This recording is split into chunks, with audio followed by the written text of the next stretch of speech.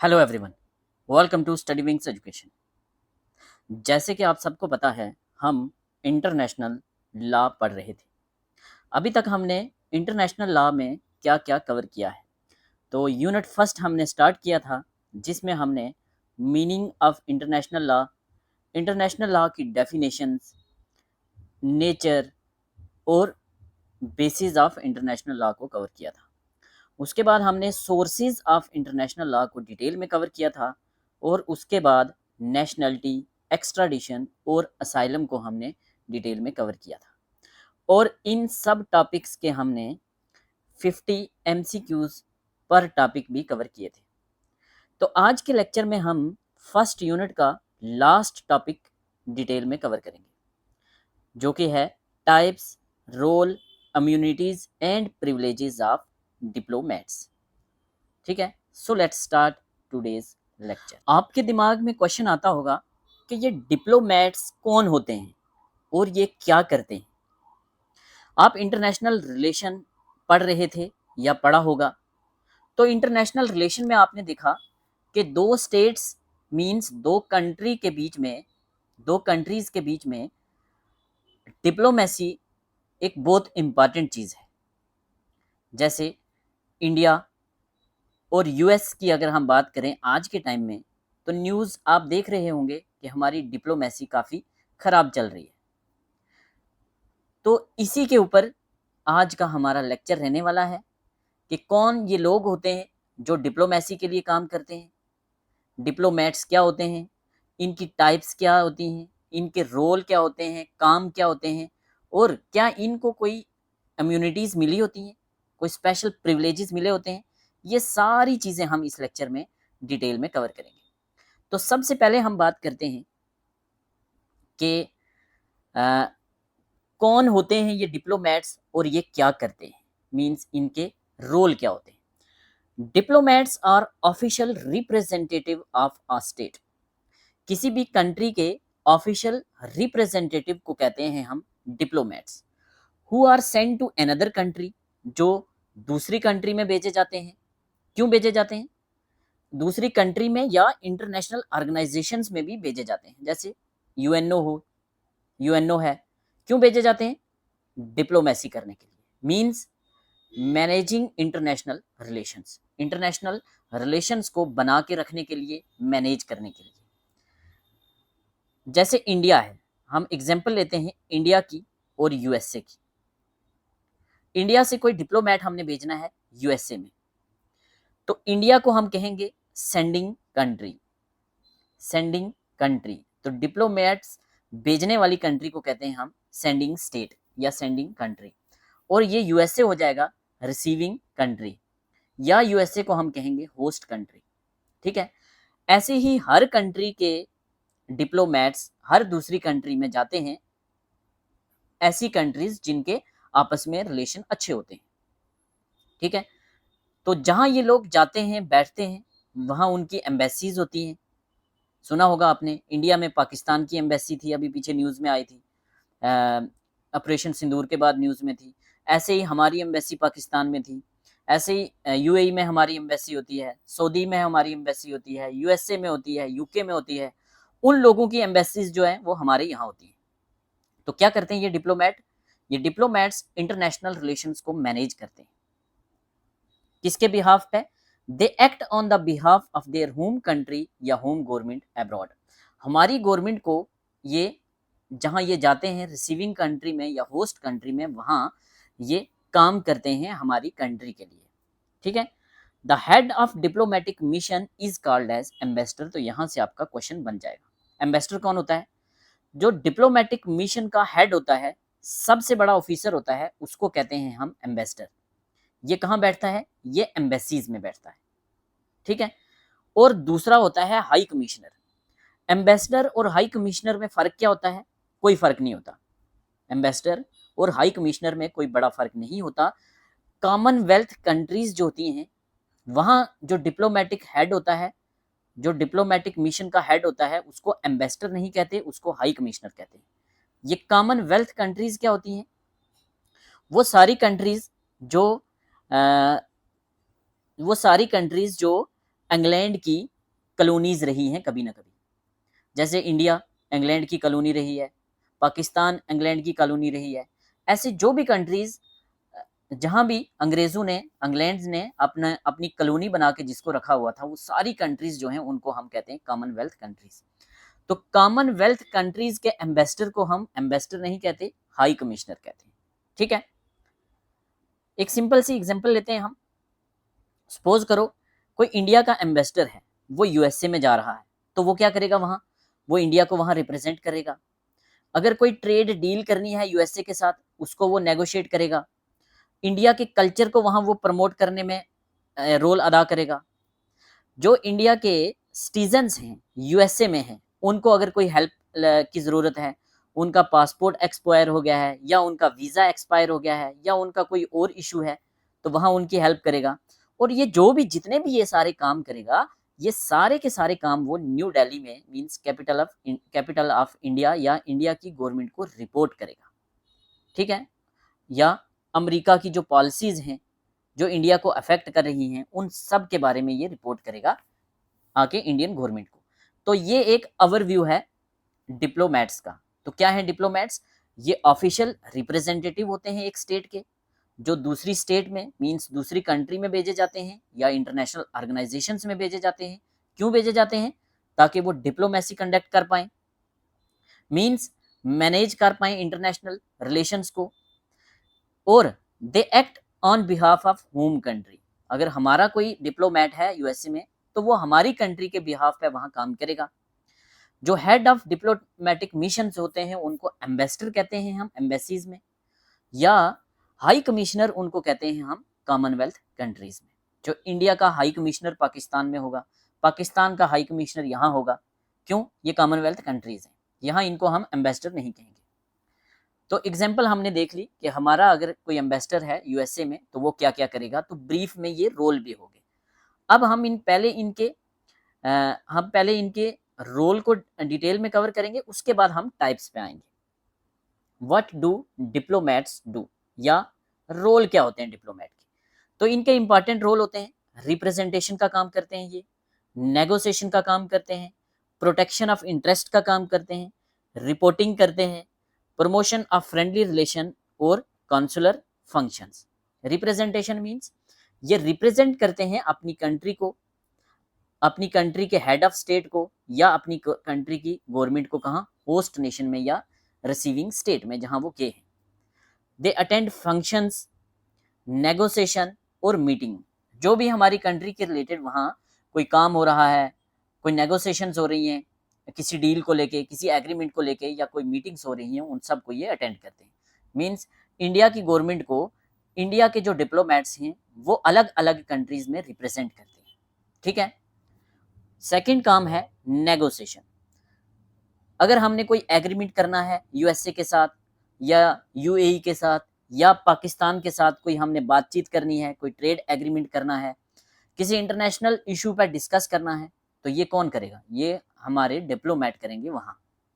ठीक है, work to resolve disputes, peaceful तरीके से बातचीत करके ये इन मुद्दों को हल करेंगे। प्रोटेक्शन ऑफ इंटरेस्ट, आपने देखा इंटरनेशनल रिलेशन में मेन चीज क्या है? मेन चीज जिस चीज पे हम फोकस करते हैं वो है हमारी कंट्री के interest. Protect the rights and interest of their country and it's citizens in abroad. For example, helping citizens in legal trouble, evacuation in emergencies. हमने देखा यूक्रेन की वार हुई, ये अपने इसराइल में वार हुई, ईरान में वार हुई, तो वहाँ हमने देखा जो हमारे काफ़ी सारे स्टूडेंट्स वहाँ फंसे हुए थे, पढ़ाई कर रहे थे, एमबीबीएस कर रहे थे और डिग्रीज कर रहे थे। वहाँ लोग कोविड में आपने देखा हमारे लोग वर्ल्ड की हर कंट्री में थे, तो उनको वहाँ से निकालने का काम कौन करता है? किसने किया? हमारे डिप्लोमेट्स ने। ठीक है, और क्या करते हैं? रिपोर्टिंग करते हैं, कलेक्ट एंड एनालाइज, कलेक्ट करते हैं और एनालाइज करते हैं क्या? पॉलिटिकल, इकोनॉमिक, कल्चरल और military developments in host country, और उसको रिपोर्ट करते हैं अपनी सरकार को। ठीक है, promotion of friendly relations, relation आपने देखा जैसे हमारे पाकिस्तान के रिलेशन पीछे खराब हो गए, अभी यूएसए के साथ हमारे रिलेशन ठीक नहीं चल रहे, तो इनको फ्रेंडली वे में इन रिलेशन को प्रमोट करने का काम जो है वो किसको दिया जाता है, वो डिप्लोमेट्स को दिया जाता है। They strengthen economic, cultural, educational and significant ties between two nation. ठीक है, नेक्स्ट है कॉन्सुलर फंक्शन। जैसे जो हमारे सिटीजन्स बाहर अलग अलग कंट्रीज में होते हैं, उनके वीज़ा का कोई इशू हो गया, उनके पासपोर्ट का कोई इशू हो गया, उनके लीगल डॉक्यूमेंट्स का कोई इशू हो गया, तो ये सारी चीज़ों में असिस्ट करते हैं हमारे नेशनल्स को अब्रॉड में। कौन? यही डिप्लोमेट्स। नेक्स्ट हम बात करते हैं टाइप्स ऑफ डिप्लोमेट्स। यहाँ से भी क्वेश्चन बनते हैं। फर्स्ट है एम्बेसडर और हाई कमिश्नर। तो ये हम पढ़ चुके हैं पहले ही। एम्बेसडर क्या होता है? ये हेड ऑफ एम्बेसी होता है। एम्बेसी का हेड जो होता है उसको कहते हैं एम्बेसडर। ये रिप्रेजेंट करता है एक स्टेट को दूसरी स्टेट में, सेंडिंग स्टेट को रिसीविंग स्टेट में। नॉन कॉमनवेल्थ जो कंट्रीज हैं वहां हम बोलेंगे एम्बेसडर, और कॉमनवेल्थ कंट्रीज जो हैं जैसे इंडिया और यूके, यहां हम बोलेंगे हाई कमिश्नर। तो एम्बेसडर और हाई कमिश्नर में ये डिफरेंस है। अगर नॉन कॉमनवेल्थ कंट्री है तो वहाँ जो एम्बेसी का हेड होगा उसको एम्बेसडर बोलेंगे, और अगर कॉमनवेल्थ कंट्रीज हैं तो वहाँ हम बोलेंगे उनको हाई कमिश्नर। ठीक है, जैसे पाकिस्तान का हाई कमिश्नर, पाकिस्तान की एम्बेसी दिल्ली में होता है। हमारा एम्बेसडर, हमारा हाई कमिश्नर पाकिस्तान में होता है, जो हमारी एम्बेसी वहाँ होती है। सेकंड नंबर पे होते हैं मिनिस्टर या इनवॉय एक्स्ट्राऑर्डिनरी। मिनिस्टर या इनवॉय एक्स्ट्राऑर्डिनरी या प्लेनीपोटेंशियरी। प्लेनीपोटेंशियरी ये सेकंड रैंक होता है इनका। रैंक बिलो एम्बेसडर से नीचे होते हैं। Sent with full powers to negotiate but not the chief representative. ये चीफ रिप्रेजेंटेटिव नहीं होते, रैंक में सेकंड नंबर पे होते हैं, और नेगोशिएट करने के लिए इनको भेजा जाता है किसी भी इशू पे जब कोई बात करनी है। ठीक है, नेक्स्ट है charge d' affairs. Charge d' affairs कौन होते हैं? ये हेड ऑफ मिशन होते हैं। कोई स्पेशल हमने मिशन भेजना है किसी इंपॉर्टेंट काम को लेकर, तो एम्बेसडर के एब्सेंस में अगर हमने कोई मिशन भेजना है तो जो उसको लीड करेगा वो होगा चार्ज डी अफेयर्स। आगे हम इसके 50 MCQs करेंगे जब, तो ये सारी चीज़ें आपको और अच्छे से क्लियर हो जाएंगी। ये परमानेंटली भी अपॉइंट किया जा सकता है जब रिलेशंस लिमिटेड हों। नेक्स्ट हैं काउंसलर्स या सेक्रेटरीज या अटैचेज। ठीक है, ये कौन है? यहाँ से भी क्वेश्चन बनता है। पहले आपका क्वेश्चन यहाँ से बनेगा एक, उसके बाद यहाँ से दूसरा क्वेश्चन पूछा जाता है, तो यहाँ से तीसरा क्वेश्चन पूछा जाता है। ठीक है, आगे सारे मैंने किए हैं, 50 MCQs डाले हैं। इसमें काउंसलर या सेक्रेटरीज जो होते हैं ये असिस्ट करते हैं पॉलिटिकल, इकोनॉमिक और एडमिनिस्ट्रेटिव वर्क को। ठीक है, जो अटैचेज होते हैं या अटैचेज कहते हैं इनको, अटैचेज या अटैचेज, ये स्पेशलिस्ट होते हैं। जैसे मिलिट्री, आपको पूछा जाएगा कि जो मिलिट्री स्पेशलिस्ट है उसको क्या कहते हैं, तो मिलिट्री स्पेशलिस्ट को कहते हैं मिलिट्री अटैचे। कल्चरल स्पेशलिस्ट को कहते हैं कल्चरल अटैचे। प्रेस स्पेशलिस्ट को कहते हैं प्रेस अटैचे। तो ये 3 MCQs यहाँ से बनते हैं। कॉन्सल्स या काउंसलर ऑफिसर क्या होते हैं? ये सैंक्शन होते हैं कॉन्सुलेट्स में, एम्बेसीज में नहीं। अब आपको ये समझ नहीं आएगा कि ये क्या है। देखो, जो भी स्टेट की कैपिटल होती है, कैपिटल में होती है एम्बेसी। एम्बेसी कहाँ होती है? कैपिटल में। उसका जो हेड होता है वो एम्बेसडर होता है या हाई कमिश्नर होता है। ये पता चल गया। अब एक कंट्री की कैपिटल में तो एम्बेसी होती है, बट उस कंट्री की जो अलग अलग स्टेट्स हैं, जैसे इंडिया में पाकिस्तान की कोई एम्बेसी होगी दिल्ली में, तो उसके अलावा जो उस एम्बेसी के जो ऑफिस होंगे अलग अलग स्टेट्स में, यूपी, बिहार, आगे पीछे, तो वो क्या होंगे? वहाँ वो कॉन्सल्स होंगे। ठीक है, तो जो कॉन्सुलर ऑफिसर्स होते हैं ये एम्बेसीज में नहीं होते, ये कॉन्सुलेट्स में होते हैं। तो कॉन्सुलेट्स कहाँ होते हैं? कैपिटल के अलावा बाकी जगहों पे। ये क्या करते हैं? ये हैंडल करते हैं ट्रेड प्रमोशन, वीज़ा का कोई इशू है, passport services, welfare of citizens. ठीक है, बट नॉट पॉलिटिकल नेगोशिएशंस। ठीक है, आप कहीं बाहर गए किसी कंट्री में, आपका वीज़ा एक्सपायर हो गया है, तो उसको आपने एक्सटेंड कराना है, तो किसके पास जाओगे? आप इन्हीं के पास जाओगे। ये जो काउंसलर्स होते हैं यही आपकी हेल्प करेंगे। तो ये हमने कवर कर लिया क्या क्या अभी तक? सबसे पहले हमने बात किया डिप्लोमेट्स क्या होते हैं, क्या करते हैं ये, इनके रोल्स पढ़ लिए हमने, रिप्रेजेंटेशन, नेगोशिएशन, इंटरेस्ट का protection of interest of sending country, reporting, promotion of friendly relations, consular functions. Types of diplomats में हमने पढ़ लिए ambassador, minister, chargé d' affaires और काउंसलर्स। ठीक है, तो यहाँ से हम इसको रिवाइज कर लेते हैं। एम्बेसडर्स या हाई कमिश्नर्स कौन होते हैं? ये पॉलिटिकल हेड ऑफ मिशंस होते हैं, सबसे बड़े ऑफिसर। सेकंड रैंक डिप्लोमेट्स होते हैं मिनिस्टर्स या इनवाइस।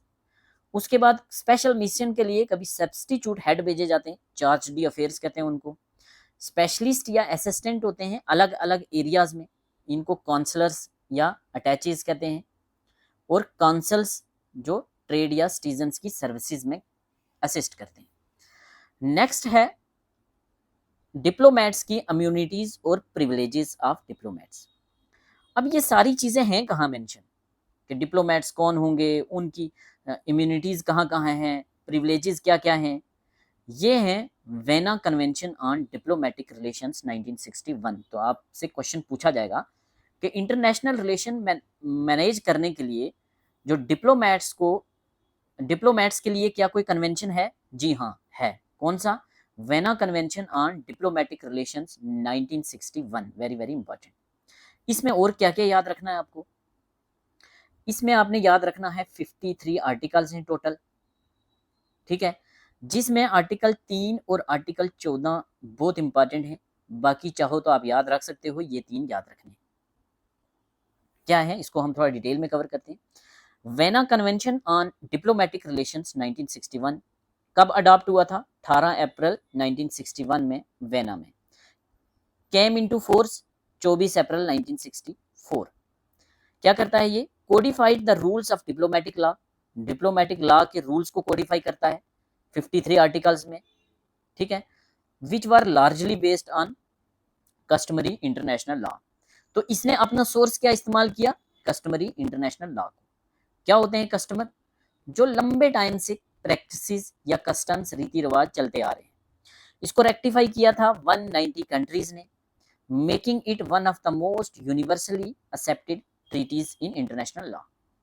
ठीक है, ऑब्जेक्टिव क्या है? To regulate diplomatic relations between the states, to ensure efficient functioning of diplomatic missions, to provide immunities and privileges for diplomats so they can perform duties without interferences।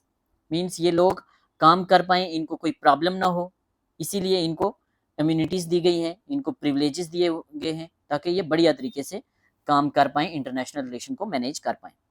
क्या क्या की provisions हैं? First number पे है establishment of diplomatic relations. Establishment of diplomatic relations ये दोनों state की consent से किया जाता है। Missions were established in Capitals, mostly embassy कहाँ होती है? कैपिटल में होती है। या हाई कमीशंस, तो हाई कमीशंस कहाँ होंगी?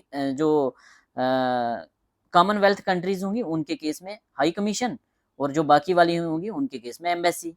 तो एम्बेसी का हेड एम्बेसडर, हाई कमीशन का हेड हाई कमिश्नर। नेक्स्ट है फंक्शंस ऑफ डिप्लोमेटिक मिशन। तो डिप्लोमेटिक मिशन के फंक्शन जो हैं वो क्या क्या हैं हमने पढ़ लिए ऊपर। कौन से आर्टिकल में हैं? आर्टिकल 3 में। तो आर्टिकल 3 बात करता है डिप्लोमेटिक फंक्शंस को। वेरी वेरी इंपॉर्टेंट, एक तो आर्टिकल 3 याद रखना है। क्या है हमने देख लिया, रिप्रेजेंटेशन का काम करते हैं, प्रोटेक्शन ऑफ इंटरेस्ट का काम करते हैं, नेगोशिएशन का काम करते हैं, और सारी चीज़ें जो हैं इनको रिपोर्ट करते हैं वापस अपनी कंट्री में, फ्रेंडली रिलेशन मेंटेन करके रखते हैं। ये चीज़ें हमने पढ़ ली। अपॉइंटमेंट्स ऑफ डिप्लोमेट की बात करें, एम्बेसडर या हेड ऑफ मिशन जो होता है इसको एक कंसेंट के द्वारा अपॉइंट किया जाता है। जैसे इंडिया ने कोई पाकिस्तान में अगर डिप्लोमेट भेजना है तो यहाँ से वो लेटर भेजेंगे वहाँ कि हम ऐसे ऐसे वहाँ डिप्लोमेट अपॉइंट कर रहे हैं, तो वहाँ से जवाब आएगा। ठीक है, तो ये एग्रीमेंट होता है किस किस के बीच में? सेंडिंग और रिसीविंग स्टेट्स के बीच में। नेक्स्ट जो वेरी इंपॉर्टेंट चीज है वो है इम्यूनिटीज। इम्यूनिटीज और प्रिविलेजेस ये कोर पार्ट है इस कन्वेंशन का। और कौन से आर्टिकल में बात की गई है? आर्टिकल 14 में आप याद रखेंगे। Total article 53। आर्टिकल 3 किसकी बात करता है? आर्टिकल 3 बात करता है, हमने बात की फंक्शंस की। ठीक है, फंक्शंस ऑफ डिप्लोमेटिक रिलेशंस। और उसके बाद प्रिविलेजेस की बात कौन करता है? प्रिविलेजेस की बात करता है, आर्टिकल 14 नहीं करता प्रिविलेजेस की बात, आर्टिकल 14 बात करता है जो क्लासिफिकेशन हमने ऊपर पढ़ी उसकी बात करता है आर्टिकल 14। ये मैंने गलत बता दिया सारी। क्लासिफिकेशन कौन कौन सी, जैसे ये हैं ambassador, minister, chargé d' affaires, counsellors, ये कौन से आर्टिकल में मेंशन है, तो ये हैं आर्टिकल 14 में। तो 14 में हो गए क्लासिफिकेशन, 3 में हो गए इसके फंक्शन, ठीक है। उसके अलावा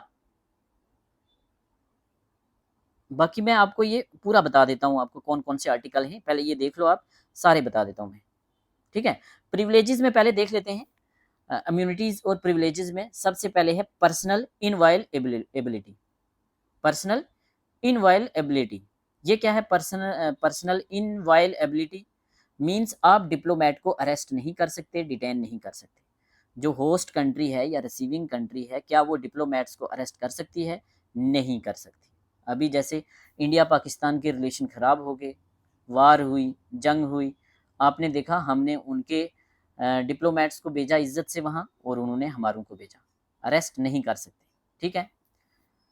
हाँ, immunity from jurisdiction, diplomats are immune from civil, criminal, administrative jurisdiction of host state। Host state में अगर कोई मैटर बनता भी है तो उनके खिलाफ कोई सिविल, क्रिमिनल या एडमिनिस्ट्रेटिव प्रोसीडिंग होस्ट स्टेट नहीं करेगी, कोई कुछ लिमिटेड केसेस को छोड़ के, और उसमें भी वो डायरेक्टली कुछ नहीं करेगी, वो इंडिया को मींस या सेंडर कंट्री को लिखेगी, क्या लिखेगी वो भी हम आगे देखेंगे, उसके लिए एक स्पेशल टर्म है वो हम बात करेंगे। इनवायलेबिलिटी ऑफ प्रीमाइजेस, जो एम्बेसीज होंगी या हाई कमिश्नरीज होंगी, जो उनका एक एरिया होता है, उनकी बिल्डिंग्स होती हैं, उस एरिया के अंदर होस्ट कंट्री जो है वो किसी हाल में भी वो नहीं जा सकती, वहाँ इंटर नहीं हो सकती। हमारी एम्बेसी जो पाकिस्तान में है, वहाँ जो पाकिस्तान की गवर्नमेंट इंटरफेयर नहीं कर सकती, वहाँ अंदर एंट्री नहीं ले सकती। ऐसे ही पाकिस्तान की एम्बेसी इंडिया में है, तो इंडिया में इंडियन गवर्नमेंट एम्बेसी के अंदर इंटर नहीं हो सकती। Inviolability of diplomatic bag, very very important. Diplomat घर जाते हैं, घर से अपना सामान लेके आते हैं, जो उनके बैग होते हैं, क्या उनके बैग की चेकिंग कर सकती है होस्ट कंट्री? नहीं। डिप्लोमेटिक पोच कांट बी ओपन और डिटेन, वो कुछ भी सामान लेकर आए, कुछ भी सामान लेकर जाएं, उनके बैग को कोई भी चेक नहीं कर सकता, वेरी वेरी इंपॉर्टेंट।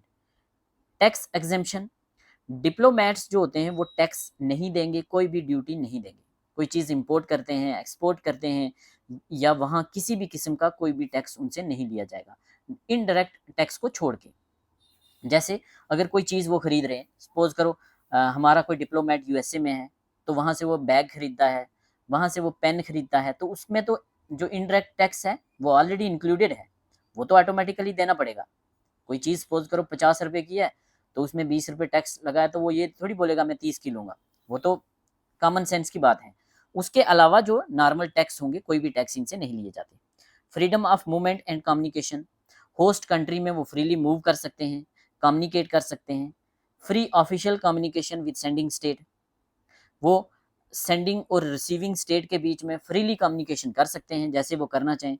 फ्रीली वो ट्रैवल कर सकते हैं होस्ट कंट्री या रिसीविंग कंट्री जहाँ वो गए हैं, वहाँ वो फ्रीली मूव कर सकते हैं, कुछ जो रिस्ट्रिक्टेड जोन्स हैं वहाँ को छोड़ के। जैसे उनका कोई मिलिट्री एरिया है जहाँ किसी की एंट्री वहाँ परमिटेड नहीं है, वैसी चीज़ों को छोड़ के हर जगह वो कर सकते हैं। Can communicate freely with home state, ठीक है।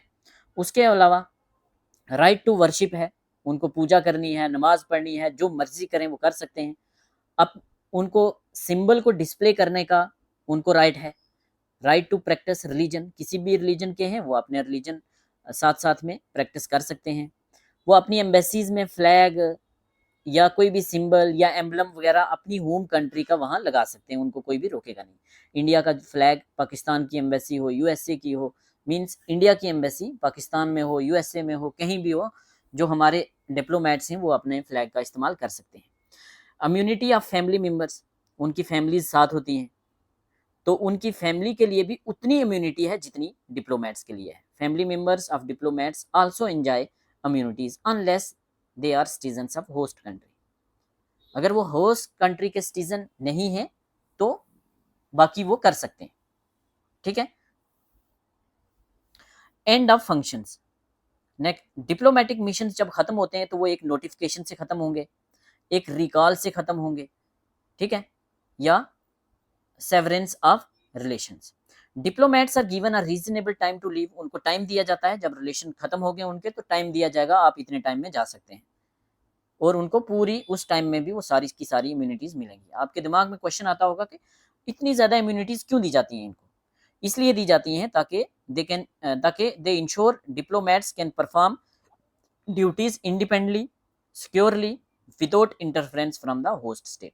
कि दो कंट्रीज के बीच में रिलेशन खराब होते रहते हैं, प्रेशर होता है, बड़ी सारी चीजें होती हैं, पॉलिटिक्स होती है, तो इन सब चीजों से वो दूर रह के अपने काम पे फोकस कर पाए। अब प्रिविलेजेस हैं, इम्यूनिटीज हैं, बट कुछ एक्सेप्शंस भी होती हैं। क्या? If diplomats miss use their privileges, अब हमने बात की कि डिप्लोमेट्स को कोई अरेस्ट नहीं कर सकता, कोई भी उनके खिलाफ प्रोसीडिंग नहीं चल सकती, तो हमारे डिप्लोमेट किसी दूसरी कंट्री में है या दूसरी कंट्री के यहाँ हैं, तो वो बाहर ओपन एरिया में एंजॉय करें, घूमें, नाचें, जो मर्जी करें, तोड़ फोड़ करें। अगर ऐसा वो करते हैं तो उनके खिलाफ क्या किया जाएगा? कुछ तो किया जाएगा, वो अपनी पावर का मिसयूज भी तो कर सकते हैं। तो if diplomats misuse their privileges the receiving state में declare them persona non grata. क्या करेगी? जो रिसीविंग स्टेट होगी उनके खिलाफ डिक्लेयर करेगी। क्या डिक्लेयर करेगी? Persona non Greta. Very very important, persona non Greta. ये क्या है? उस पर्सन को डिक्लेयर करेगी कि ये पर्सन सही नहीं है, ये पर्सन सही नहीं है, ये यहाँ प्रॉब्लम क्रिएट कर रहा है, यहाँ प्रिविलेजेस का मिसयूज कर रहा है, और वहां से वो रिटर्न में पर्सोना नॉन ग्रेंटा जो है वो डिक्लेयर करेंगे और रिक्वेस्ट भेजेंगे सेंडिंग कंट्री को कि रिक्वेस्ट रिकॉल भेजेंगे कि तो आप अपने जो ये डिप्लोमेट है इसको, ये अच्छा नहीं है, ये अनवेलकम पर्सन है, इसको आप वापस बुलाइए और इसकी जगह दूसरा पर्सन भेजिए। अब जो ये इंपॉर्टेंट है आपके लिए कि पर्सोना नॉन ग्रेटा क्या है, मींस डिक्लेयर करना ये पर्सन सही नहीं है, प्रिविलेजेस का मिसयूज कर रहा है। कौन से आर्टिकल में ये मेंशन है? तो ये इंपॉर्टेंट है, आर्टिकल 9 में मेंशन है, आर्टिकल 9 में मेंशन है। ये जो कन्वेंशन है 1961 का, इसको कहा जाता है Magna carta of diplomatic law. Diplomatic law का मैग्ना कार्टा कहा जाता है। ये प्रोवाइड करता है stability, predictability in the international relations. Disputes जो होते हैं रिगार्डिंग डिप्लोमेट्स, एम्बेसीज, हर चीज को रिजॉल्व करने का एक बहुत बड़ा ये साधन है, ये वाला कन्वेंशन, ठीक है। तो ये हमने सारी चीजें डिटेल में कवर कर ली कि डिप्लोमेट्स क्या होते हैं, डिप्लोमेट्स के रोल क्या होते हैं, टाइप्स क्या होती हैं, इम्यूनिटीज क्या होती हैं, इनके प्रिविलेजेस क्या होते हैं। अच्छा, मैंने आपसे बात की थी कि जो इंपॉर्टेंट आर्टिकल हैं वो मैं आपको थोड़े से बता देता हूँ। सारे आर्टिकल आपने याद नहीं रखने। आपने क्या क्या याद रखना है आर्टिकल से? सबसे पहले आपने याद रखना है टोटल आर्टिकल कितने हैं 1961 के vena convention on diplomatic relation. तो टोटल आर्टिकल हैं 53, नोट कर लें, टोटल कितने हैं? 53। इसमें से कौन कौन से याद रखने हैं? तो मैंने सबसे पहले आपको इंपॉर्टेंट बताया 3। तो 3 क्या है? फंक्शन ऑफ डिप्लोमेटिक मिशन की बात करता है। क्या फंक्शन बताया हमने? Representation, negotiation, protection, promotion of relation.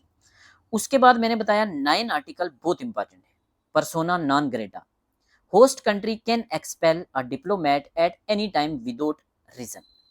ठीक है, अगर उनको लगता है ये सही नहीं है तो वो भेज सकते हैं। कैसे? उसके खिलाफ डिक्लेयर करेंगे वो पर्सोना नॉन ग्रेटा कि ये एक अनवेलकम पर्सन है। आर्टिकल 1 क्या बात करता है?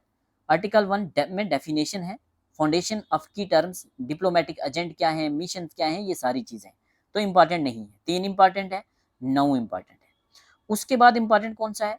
उसके बाद है inviolability of mission premises. Embassy can't be entered or searched by host state. एक होस्ट स्टेट जो है वो एम्बेसी के अंदर एंट्री नहीं ले सकती, उसको सर्च नहीं कर सकती, इसके लिए इम्यूनिटी है। कौन सा आर्टिकल है? आर्टिकल 22। फ्रीडम ऑफ कम्युनिकेशन की बात करता है आर्टिकल 27, जहां डिप्लोमेटिक बैग हैं या उनके कोरियर हैं उनको कोई भी नहीं ओपन कर सकता। ठीक है।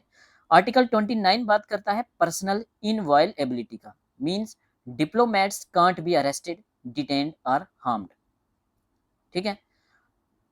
इम्यूनिटी फ्रॉम जुरिस्डिक्शन, जो क्रिमिनल या सिविल मामले हैं इनसे इम्यूनिटी है डिप्लोमेट्स को, आर्टिकल 31। उसके बाद टैक्स के लिए आर्टिकल 34 है, कोई भी वो टैक्स नहीं देगा। Exemption from custom duties, article 36। Duty to respect host law, भाई होस्ट कंट्रीज के लॉ को रिस्पेक्ट करेगा वो। Diplomats must obey local laws and avoid interference, article 41। तो एंड ऑफ डिप्लोमेटिक फंक्शंस की बात करता है 43 आर्टिकल, जहां privileges and when the person leaves the host country, उतना टाइम दिया जाता है जब तक वो उस कंट्री को छोड़ेगा नहीं। तो ये इंपॉर्टेंट, सारे इंपॉर्टेंट हैं, जो इंपॉर्टेंट है मैंने बता दिए, आप स्क्रीनशॉट ले सकते हैं। बाकी जो हमारे लेक्चर्स के नोट्स अवेल करने के लिए हमें व्हाट्सअप करें। तो इसके साथ हमारा इंटरनेशनल लॉ का फर्स्ट यूनिट कंप्लीट हो चुका है। नेक्स्ट लेक्चर में 50 MCQs हम करेंगे इसी के, उसके बाद ये चैप्टर कंप्लीट हो जाएगा, फिर सेकंड यूनिट स्टार्ट करेंगे। Thank you so much.